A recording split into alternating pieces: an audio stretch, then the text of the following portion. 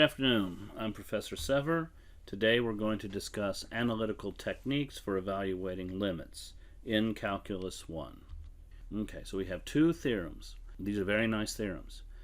If p is a polynomial function and c is a real number, then if we're considering the limit as x goes to c of p of x, that's simply p of c. Notice the key here is, how do we evaluate the limit of a polynomial?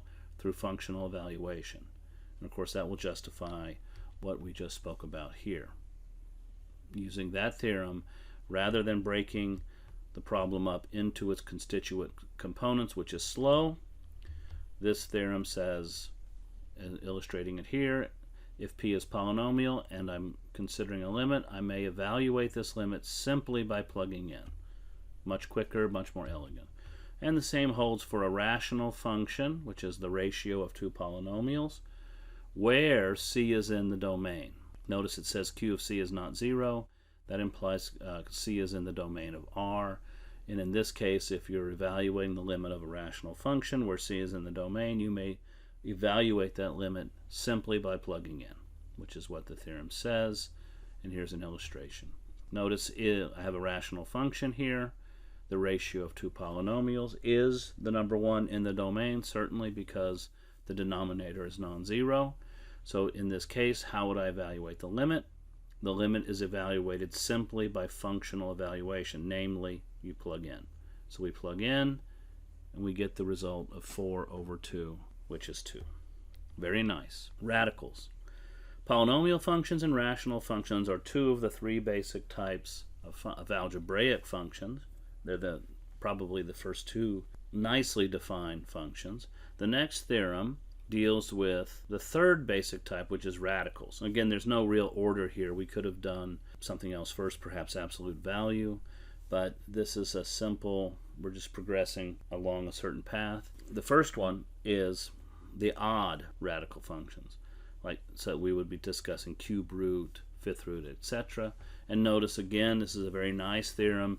It says that if you're evaluating the limit of a radical function with an odd root, you do so by plugging in. For the even indices for the radicals, it's not so easy. First off, we would never plug in a negative number for an even radical. You can't take the square root of -1. Well, you can, but not in terms of the real valued functions of a real variable. We're not dealing with complex numbers here. So that would tell us very quickly we wouldn't be considering the negative values of c. But what about 0? Well, as I mentioned previously, for these even index radicals, the 0 is an endpoint of the domain, and therefore those limits wouldn't exist. So if c is positive, then you can plug in, if c is positive, you can evaluate the limit of an even index radical simply by functional evaluation. So again, our primary theorems for evaluating limits are resolving themselves into functional evaluation. Again, we're considering the nicest of cases. We're presenting these theorems first. And we have an illustration. The limit as x goes to 4 of the square root of x. Well, 4 is positive. Square root of x is an even index radical. Remember, we don't write the 2. We don't have to write the 2 for the square root function. And since 4 is positive, we may evaluate this limit by functional evaluation. Namely, we just plug in, so the result is 2. Okay, now, much more complex theorem than this one is very nice. The next theorem greatly expands our ability to evaluate limits because it shows how to analyze the limit of a composite function. So first, before I discuss the theorem, let's look at the coming example. I want to evaluate the limit as x goes to 0 of the square root of x squared plus 4.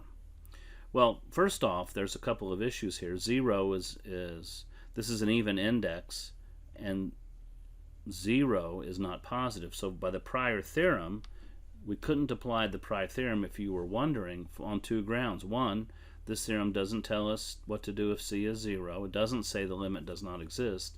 Rather, it just says what happens when c is positive and you have an even index radical. So this theorem cannot be applied to this problem on two grounds. One, c is 0, and two, this is not just simply the square root of x. you have a composite function here, as we see. The inside function is x squared plus 4. The outer function is the squaring function.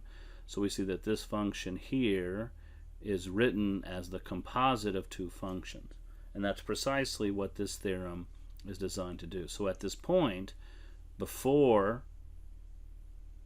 attempting to use this theorem, or before proving it, how would we evaluate this limit? Well, we would struggle. We wouldn't have a theorem to do it. We would have to use the epsilon delta definition, which wouldn't be all that bad, but we also know it's probably not that fun either.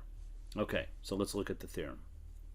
And it's designed to work in certain cases when the criteria of the theorem is met for composite functions. So if f and g are functions such that the limit as x goes to c of g of x is L, g is the inner function, and that in this case this would be x squared plus 4.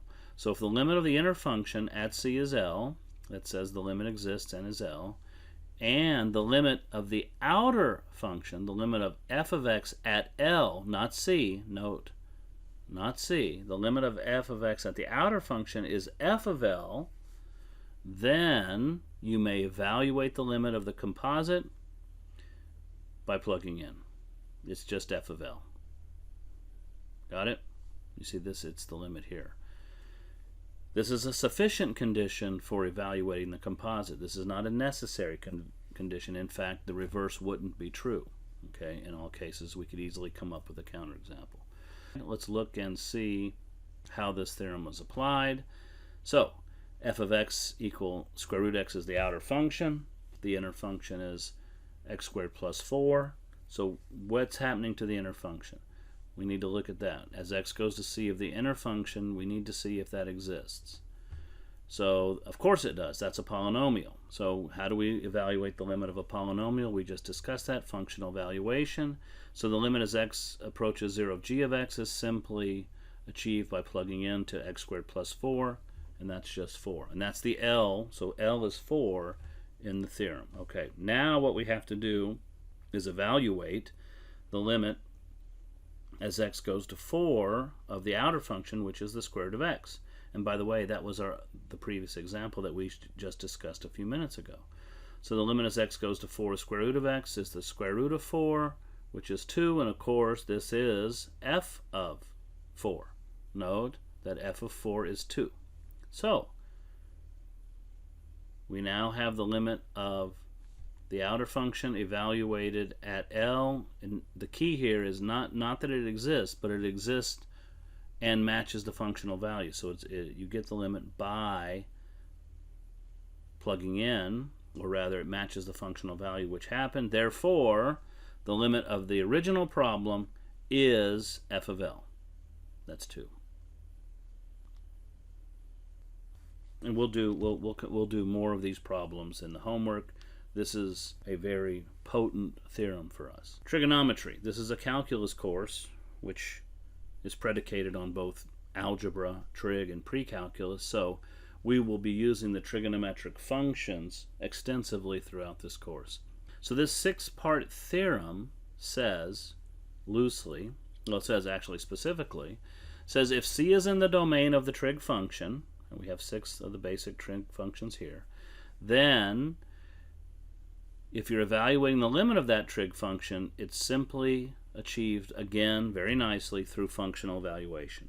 So quickly, in each of these 6 cases, what we're saying is if c is in the domain of sine, then the limit as x approaches c of sine x of sine of c.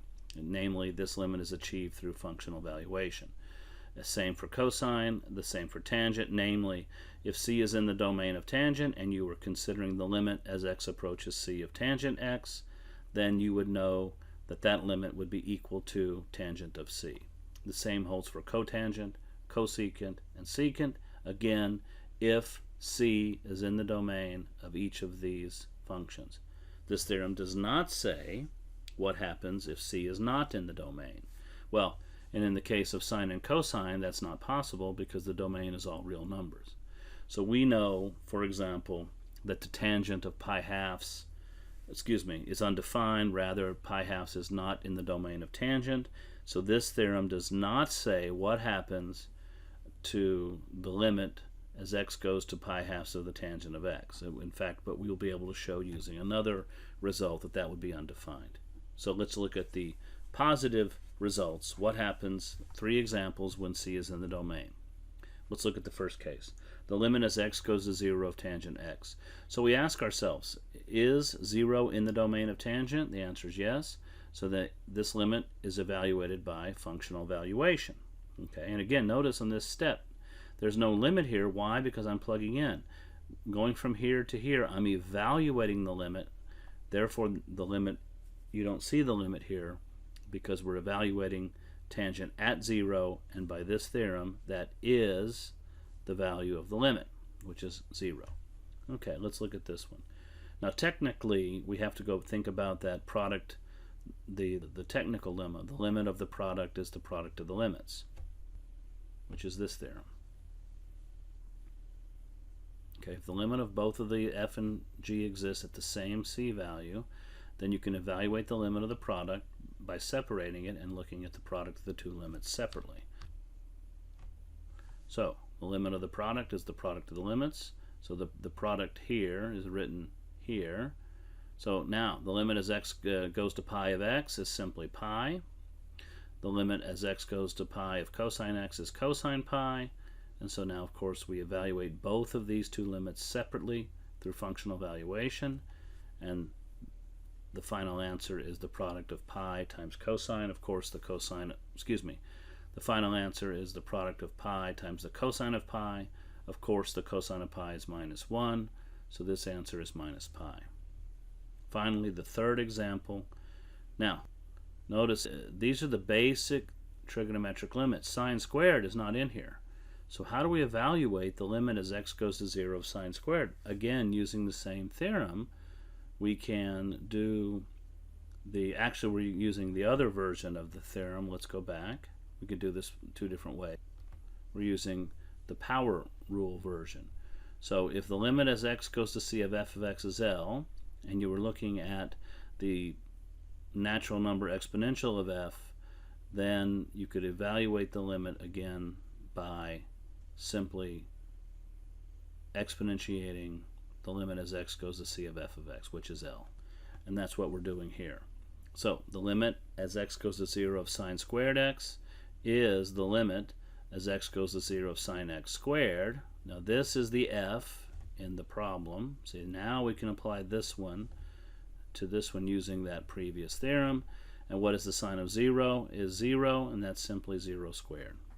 And again, you might say, hey, all 3 of these cases, even though I showed the work here through using 2 of the previous theorems, were achieved by functional evaluation, and that would actually be right, because these functions, as we will come to learn, are actually continuous functions at the individual c values at hand. These 2 functions are in fact continuous everywhere.